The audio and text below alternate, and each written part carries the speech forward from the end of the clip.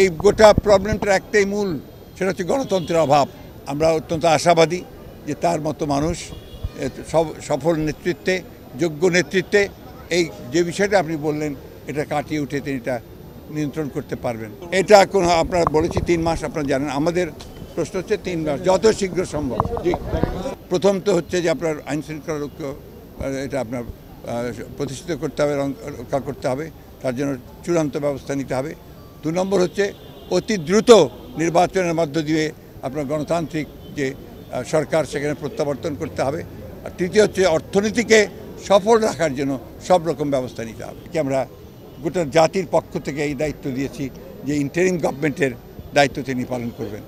আমরা অত্যন্ত আশাবাদী যে তার মতো মানুষ সফল নেতৃত্বে, যোগ্য নেতৃত্বে এই যে বিষয়টা আপনি বললেন এটা কাটিয়ে উঠে তিনি এটা নিয়ন্ত্রণ করতে পারবেন।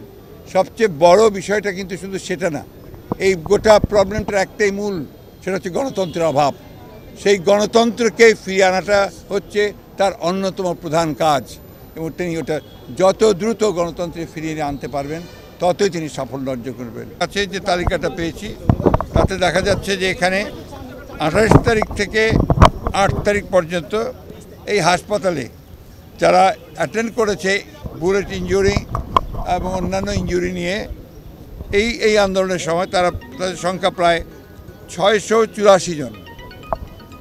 এদের মধ্যে ডিসচার্জ হয়ে গেছে 417 জন। এখন এখানে ভর্তি আছে 124 জন, এবং এদেরকে এখানে আপনার পা টোটালি অ্যাম্পিউট করা হয়েছে, তাদের সংখ্যা হচ্ছে আপনার 8 জন, এবং আপার লিম্ব ওপরের অংশ থেকে যেটাকে কেটে বাদ দিয়েছে পা, তাতে 1 জন, আর লোয়ার লিম্ব যেটা অর্থাৎ হাঁটু থেকে নিচে সেটা হচ্ছে 7 জন। টোটাল পেশেন্ট এখানে যে আসছে তার মধ্যে 3 জন ডেড, 2 জন এসছে একদম ডেড অবস্থায়, আর 1 জন আপনার এখানে এসে মারা গেছে। এই হচ্ছে এই হাসপাতালের চিত্র। এরকম প্রত্যেকটি হাসপাতালে অসংখ্য এই ছাত্র এবং নাগরিকের মৃত্যু হয়েছে, আহত হয়েছে। এটা আপনারা আমার চেয়ে ভালো জানেন, কারণ আপনারা সংবাদ সংগ্রহ করছেন।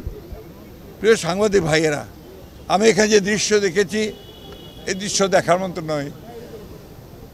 ছোট ছোট ছেলে, একেবারে শিশু, তারা পর্যন্ত এখানে আছে বুলেট ইনজুরি নিয়ে। ছাত্ররা আছে, অসংখ্য ছাত্র ছোট ছোট কাজ করে, সিএনজি চালায়, ওয়ার্কশপে কাজ করে, এমনকি ফুড ডেলিভারি যে দেয় সেই ছেলেটা পর্যন্ত এখানে বুলেট ইনজুরি নিয়ে রয়েছে।